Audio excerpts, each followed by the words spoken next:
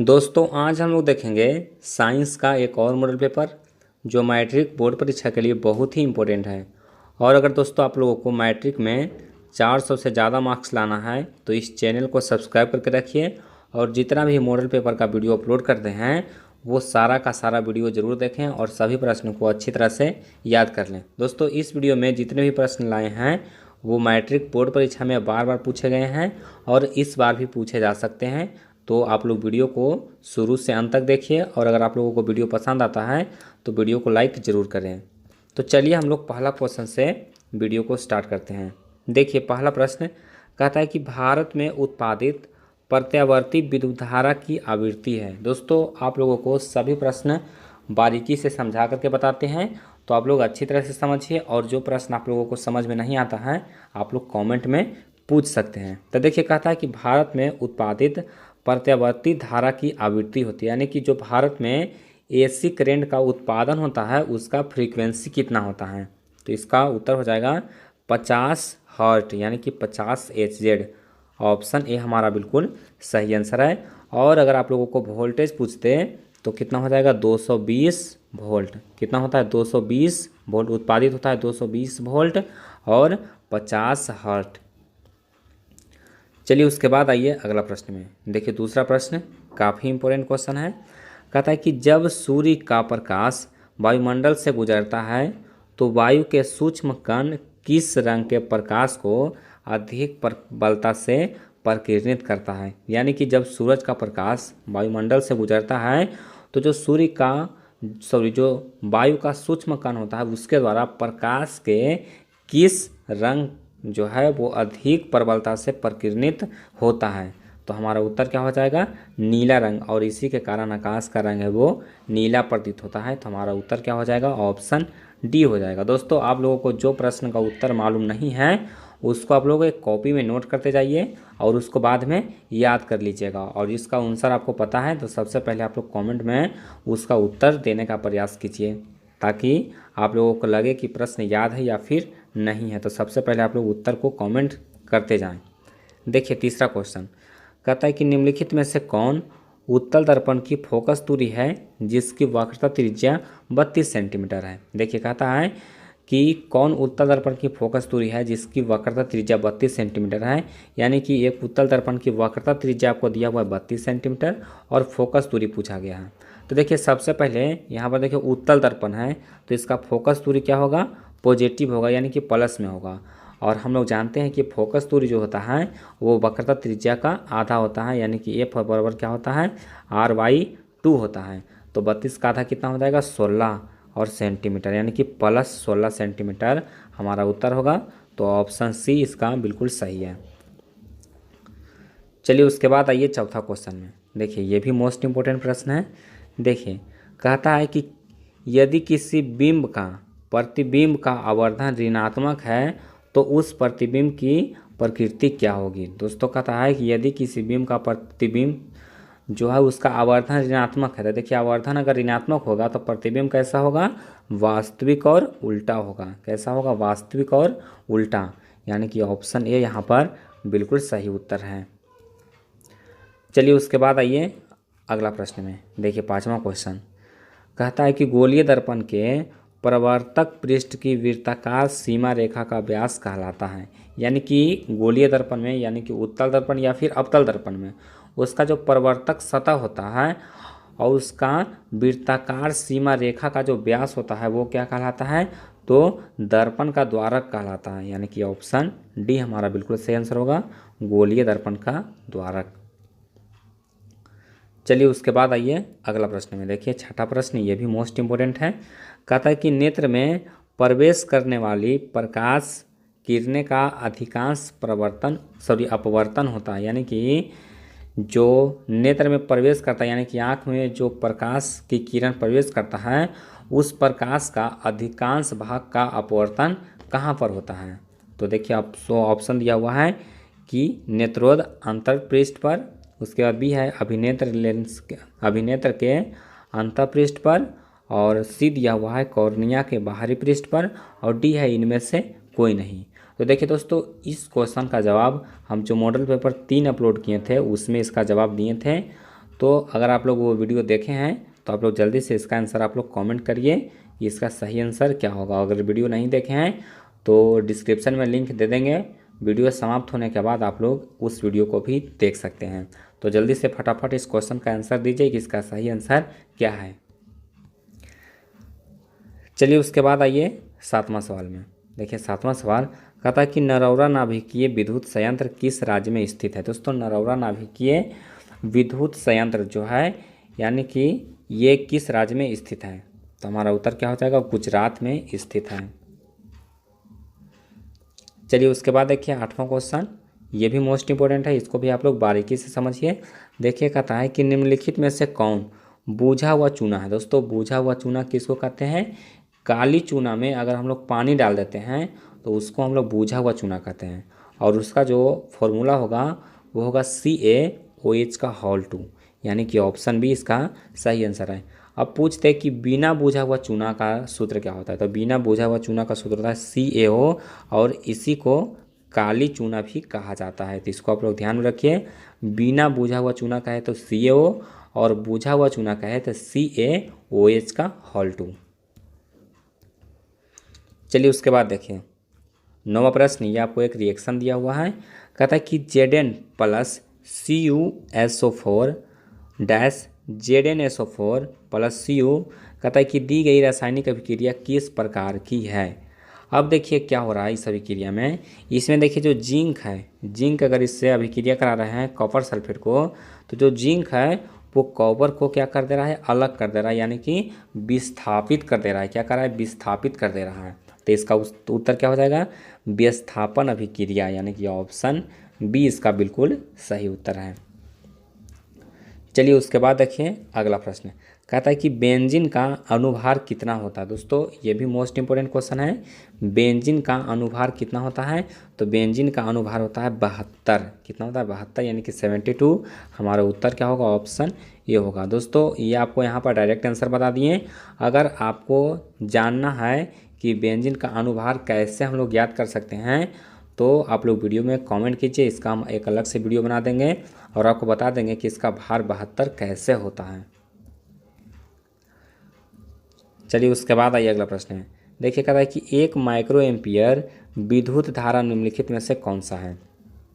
देखिए सिर्फ दिमाग लगाने वाला प्रश्न है। देखिए इसको कैसे बनाएंगे, कहता है कि माइक्रो एम्पियर, तो माइक्रो मतलब क्या होता है 10⁻⁻6। अगर माइक्रो मीटर कहेगा तो 10⁻⁻6 मीटर। यहाँ पर क्या गया है, माइक्रो एम्पियर, यानी कि 10⁻⁻6 एम्पियर। ऑप्शन सी हमारा बिल्कुल सही उत्तर है। उसके बाद देखिए 12वां क्वेश्चन, ये भी बहुत ही इंपॉर्टेंट है, इसको भी आपको ध्यान से समझना पड़ेगा, तभी आप इसका आंसर एग्जाम में सही दे पाएंगे। देखिए कहता है किसी क्षण चुंबक के अंदर चुंबकीय क्षेत्र रेखाओं की दिशा क्या होती है। यानी कि कोई क्षण चुंबक है, इस तरह से क्षण चुंबक होता है, ये होता है नॉर्थ पोल और ये होता है साउथ पोल।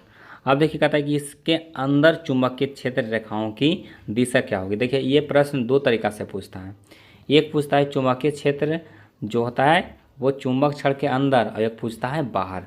तो देखिए बाहर अगर पूछेगा तो होगा नॉर्थ पोल से साउथ पोल की ओर। देखिए नॉर्थ पोल से साउथ पोल की ओर इसका दिशा होता है इस तरह से, और अंदर होता है साउथ से नॉर्थ की ओर। तो आप लोग समझ गए होंगे, यहाँ पर पूछा गया अंदर तो दक्षिण से उत्तर, क्या होगा दक्षिण से उत्तर। अगर पूछता चुंबक छड़ के बाहर तो उत्तर से दक्षिण। तो इस तरह के प्रश्न को आप लोग समझ के बनाइएगा, अन्यथा आपका आंसर गलत हो सकता है। दोस्तों अगर आप लोगों को वीडियो पसंद आ रहा है तो वीडियो को लाइक जरूर करें। चलिए उसके बाद आइए अगला प्रश्न में। देखिए 13 नंबर क्वेश्चन, कहता है कि घरेलू विद्युत परिपथ में उदासीन तार का रंग होता है। यानी कि घरेलू विद्युत परिपथ में जो उदासीन तार होता है, जो अर्थिंग का वायर होता है, यानी कि जो न्यूट्रल वायर होता है, बोलचाल की भाषा में अर्थिंग कर सकते हैं, तो जो न्यूट्रल वायर होता है उसका रंग कैसा होता है, ब्लैक होता है। हमारा उत्तर क्या होगा, ऑप्शन सी होगा। चलिए उसके बाद आइए अगला प्रश्न में। देखिए कहता है कि किस युक्ति में विभक्त वलय दिक् परिवर्तन का कार्य करता है। अब देखिए इसको समझिए क्या कर रहा है कि कहता है कोई युक्ति यानी कि कौन सा इंस्ट्रूमेंट है उसमें विभक्त वलय यानी कि जो वलय होता है वो इस प्रकार से होता है, ये ध्रुव जो होता है उसके बाहरी ओर लगा होता है विभक्त वलय, वो कहता है दिक् परिवर्तन यानी कि दिशा परिवर्तन का कार्य करता है। तो क्या होता है डायनेमो में यानी फिर जनरेटर में क्या होता है कि ये इसका जैसे इसका देखिए उस ऊपर में विद्युत वलय लगा हुआ रहता है, ये डायरेक्शन चेंज करने का काम करता है। तो ये किस में होता है तो विद्युत जनरेटर में यानी कि जनरेटर में या फिर डायनेमो में भी इसका उत्तर सही हो सकता है। उसके बाद आइए अगला प्रश्न में, देखिए 15 नंबर क्वेश्चन कहता है कि जल विद्युत संयंत्र यानी कि हाइड्रो इलेक्ट्रिक पावर प्लांट, इसको इंग्लिश में क्या कहते हैं हाइड्रो इलेक्ट्रिक पावर प्लांट, कहता है कि किस ऊर्जा को विद्युत ऊर्जा में रूपांतरित करता है। दोस्तों किस ऊर्जा को विद्युत ऊर्जा में रूपांतरित करता है, तो सबसे पहले आपको जानना होगा कि जल विद्युत संयंत्र यानी कि हाइड्रो इलेक्ट्रिक पावर प्लांट क्या होता है। तो देखिए क्या होता है, ये नदी पर क्या करते हैं डैम बनाया जाता है और यहाँ तक हमारे पानी ऊपर से भर गया और पानी को ऊपर क्या किया जाता है, तो ये डायनेमो के अथी लगा रहा होता है, इसमें घिरनी टाइप का और उस पर पानी गिराया जाता है, तो ये घूम के विद्युत उत्पादन करता है यानी उसमें इसमें जनरेटर लगा दिया जाता है। तो क्या करता है ये जो है वो पानी का स्थितिज ऊर्जा जो होता है उसको विद्युत ऊर्जा में परिवर्तित करता है, यानी कि जब टरबाइन पर पानी गिरता है तो उसके साथ में डायनेमो घूरता है और उससे विद्युत का उत्पादन होता है। तो पानी के अंदर कौन सा ऊर्जा रहता है स्थितिज ऊर्जा रहता है। हमारा उत्तर क्या हो जाएगा ऑप्शन डी हो जाएगा। चलिए उसके बाद आइए अगला प्रश्न में, देखिए कहता है कि जब मैग्नीशियम फीता को जलाया जाता है तो उत्पन्न आग की लौ होती है, यानी कि जब मैग्नीशियम का फीता उसको हम जब जलाएंगे तो उसका जो लौ का रंग होगा वो कैसा होगा, तो चमकीला उजला होगा, यानी कि ऑप्शन सी हमारा बिल्कुल सही आंसर है। इसको आप लोग प्रैक्टिकली करके देख सकते हैं या फिर सिंपली इसको याद भी रख सकते हैं। उसके बाद देखिए अगला प्रश्न, ये भी मोस्ट इम्पोर्टेंट है। देखिए ये प्रश्न देखने में बड़ा लग रहा है लेकिन बहुत ही आसान क्वेश्चन है, इसको आप लोग अच्छे से समझिए।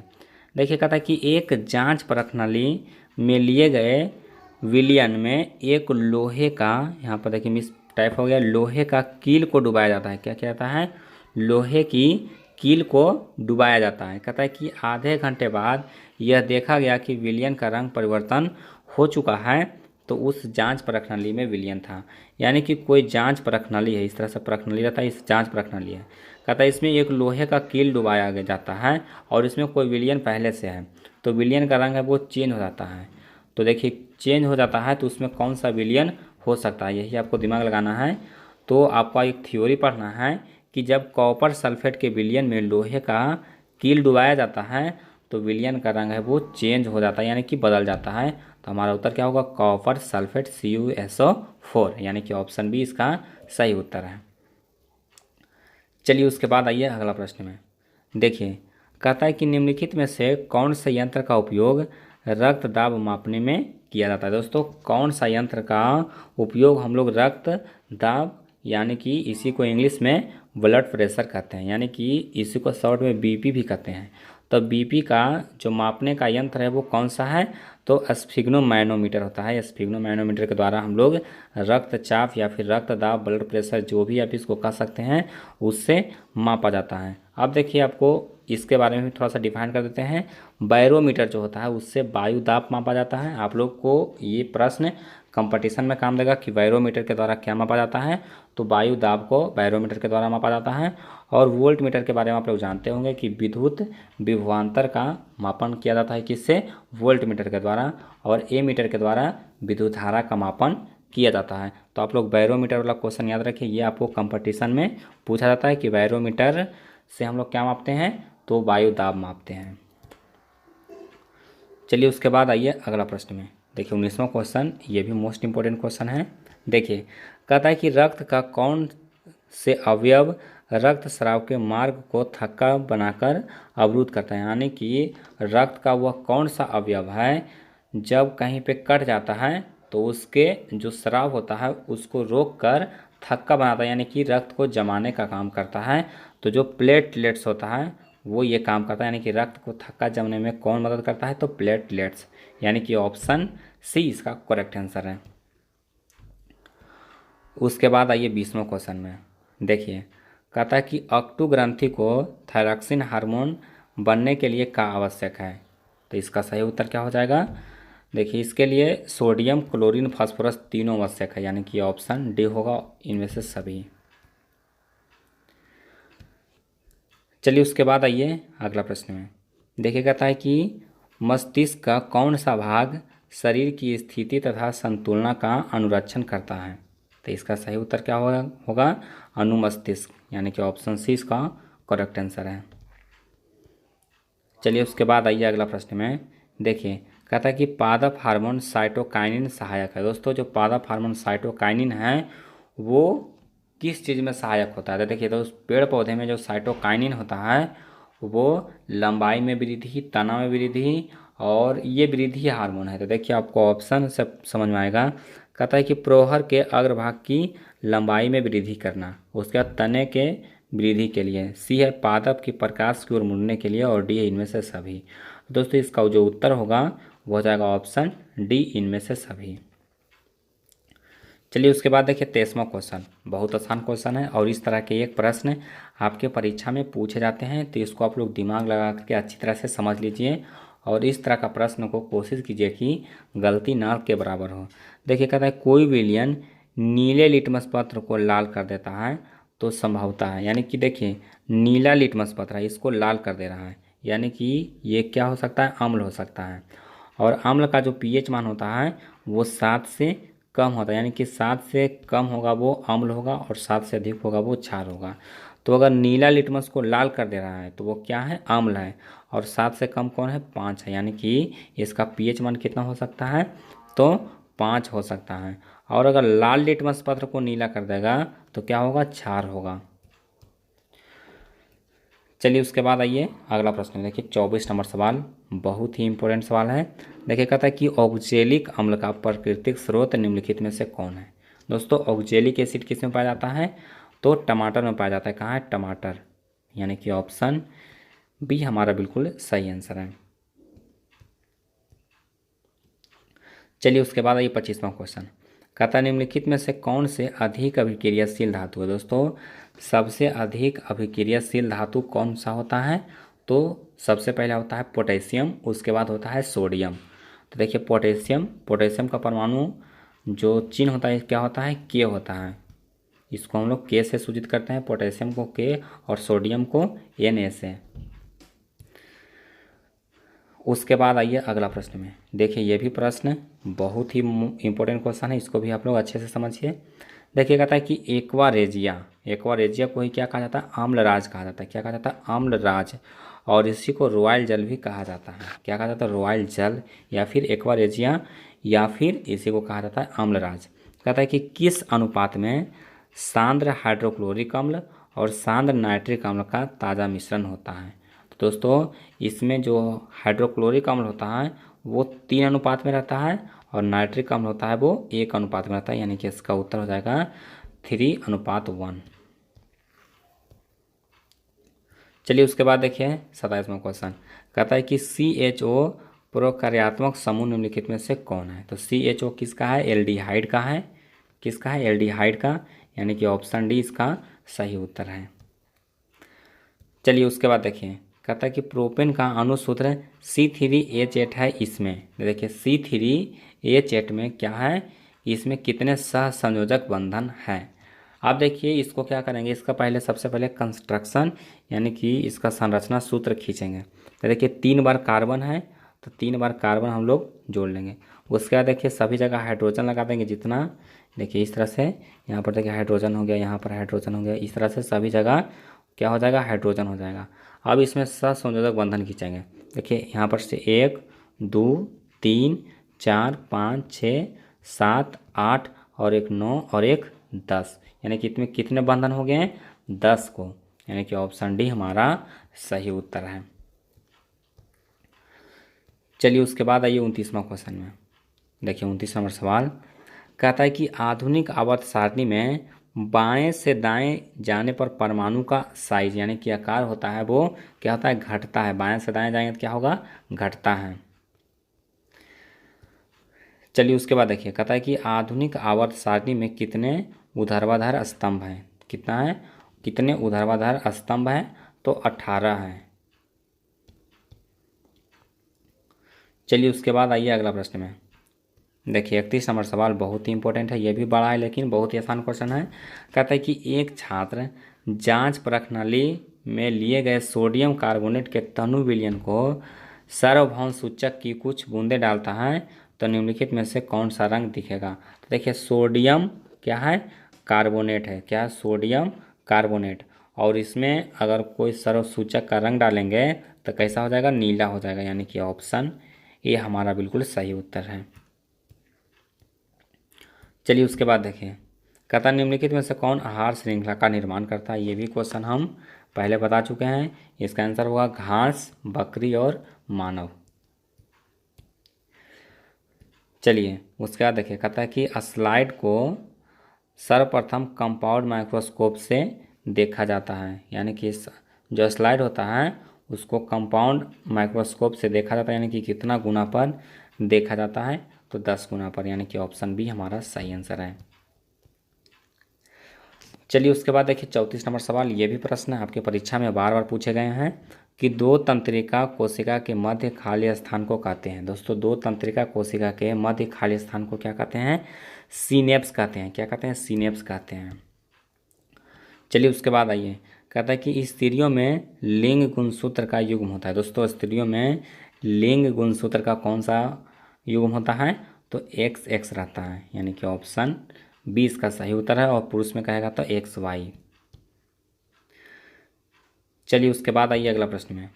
देखिए कहता है कि 100 वाट का विद्युत बल्ब 250 वोल्ट के विद्युत से जोड़ा जाता है तो बल्ब में प्रवाहित विद्युत धारा का मान होगा। ये दोस्तों ये न्यूमेरिकल क्वेश्चन है। देखिए इसको हम लोग कैसे बनाएंगे तो आप लोग समझिए।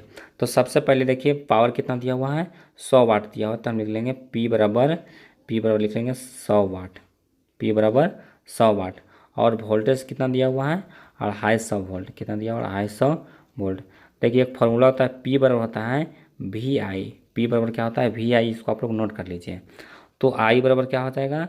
I बराबर हो जाएगा P बटा V, यानी कि 100 बटा 250 करेंगे, 100 बटा 250। अब देखिए इसको काटिए, 0 से 0 कट गया। उसके बाद इसमें को इसको काट दिया, 5 दूना 10 और 5 बचे 25। अब देखिए इसको क्या करिए कि भागा दीजिए। इसको जब आप लोग भाग कीजिएगा तो कितना आएगा? 0.04 एम्पियर, यानी कि ऑप्शन बी हमारा बिल्कुल सही उत्तर है। चलिए उसके बाद आइए अगला प्रश्न में। देखिए कहता है कि वंशागत नियमों का प्रतिपादन किसने किया? दोस्तों वंशागत नियमों का प्रतिपादन किसने किया था? तो रॉबर्ट हुक ने किया था। सबसे पहले किसने किया था? रॉबर्ट हुक ने। उसके बाद आइए नेक्स्ट क्वेश्चन में। देखिए कहता है कि हाइड्रा में प्रजनन की विधि निम्नलिखित में से कौन है? दोस्तों हाइड्रा में प्रजनन की विधि कौन सा है? तो हाइड्रा में कौन सा प्रजनन की विधि है? तो देखिए आपको ऑप्शन दिया हुआ है कायिक प्रबंधन, बी है बीजाणु संगमन, और सी दिया हुआ मुकुलन, और डी दिया हुआ विखंडन। तो देखिए जो हाइड्रा में क्या होता है? तो हाइड्रा में होता है मुकुलन। चलिए उसके बाद आइए अगला प्रश्न। देखिए कहता है कि पुष्प का कौन सा भाग परागकण बनाता है? दोस्तों पुष्प का यानी कि फूल का कौन सा भाग है वो परागकण बनाता है? तो हमारा उत्तर जाएगा पुंकेसर, यानी कि ऑप्शन सी करेक्ट है। चलिए उसके बाद आइए 40 नंबर सवाल में। देखिए कहता है निम्न में से कौन मानव में मादा जनन तंत्र का भाग नहीं है? तो ऑप्शन ए दिया हुआ है अंडाशय, बी है गर्भाशय, सी है शुक्रवाहिका, और डी है डिम्बी वाहिका। तो इसका उत्तर हो जाएगा ऑप्शन सी हो जाएगा शुक्रवाहिका। चलिए उसके बाद आइए अगला प्रश्न में। देखिए कहता है कि निम्न में से कौन सा जीवाणु जनित रोग नहीं है? दोस्तों कौन है जो जीवाणु जनित रोग नहीं है? गोनोरिया, सिफिलिस, मस्सा, इनमें से सभी। तो देखिए इसका आंसर हो जाएगा मस्सा, ऑप्शन सी इसका सही उत्तर है। चलिए उसके बाद आइए 42 नंबर सवाल में। देखिए कहता है कि इनमें से कौन पादप हार्मोन है? दोस्तों कौन है वो पादप हार्मोन है? तो देखिए इंसुलिन, थायरॉक्सिन, एंड्रोजन और साइटोकाइनिन। तो देखिए साइटोकाइनिन के बारे में आपको पहले बताए थे, यह पेड़ पौधे में बढ़ने में मदद करता है। तो इसका उत्तर क्या हो जाएगा? ऑप्शन डी हो जाएगा। चलिए उसके बाद आइए अगला प्रश्न में। देखिए कहता है कि मेरुरज्जु निकलता है। दोस्तों मेरुरज्जु कहाँ से निकलता है, तो मेंडुला से निकलता है। ऑप्शन डी इसका करेक्ट आंसर है। चलिए उसके बाद आइए 44 नंबर सवाल में। देखिए कहता है कि पादपों में पाया जाने वाला वृद्धि हार्मोन निम्नलिखित में से कौन है। दोस्तों पादपों में पाया जाने वाला वृद्धि हार्मोन कौन है, तो साइटोकाइनिन है और जिबरेलिन है। हमारा उत्तर क्या हो जाएगा, ऑप्शन ए हो जाएगा। चलिए उसके बाद आइए अगला प्रश्न में। देखिए कहता है निम्न में से कौन बौने पौधे को दर्शाता है। दोस्तों निम्न में से कौन बौने पौधे को दर्शाता है, तो दोनों स्मॉल टी होगा वो बौने पौधे को दर्शाता है। उसके बाद देखिए 46 नंबर क्वेश्चन कहता है कि निम्नलिखित में से कौन पर्यावरण के अनुकूल नहीं है। पैदल चलना, साइकिल से चलना, मोटरसाइकिल से चलना, इनमें से कोई नहीं। तो इसका उत्तर हो जाएगा मोटरसाइकिल से चलना।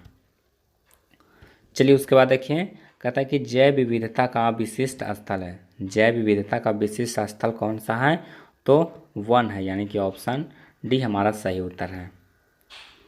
उसके बाद आइए अगला प्रश्न में। देखिए कहता है कि सुरंगम किस राज्य की जल संग्रहण व्यवस्था है। दोस्तों सुरंगम किस राज्य की जल संग्रहण व्यवस्था है, तो केरल की है। चलिए उसके बाद देखिए अगला प्रश्न।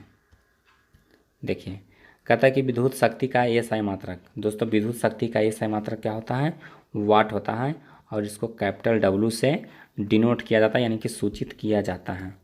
चलिए उसके बाद देखिए 50वां क्वेश्चन और ये लास्ट क्वेश्चन है। देखिए कहता है कि विभवांतर मापने वाले यंत्र को कहा जाता है। दोस्तों विभवांतर मापने वाले यंत्र को क्या कहा जाता है। दोस्तों इसी वीडियो के बीच में कहीं पे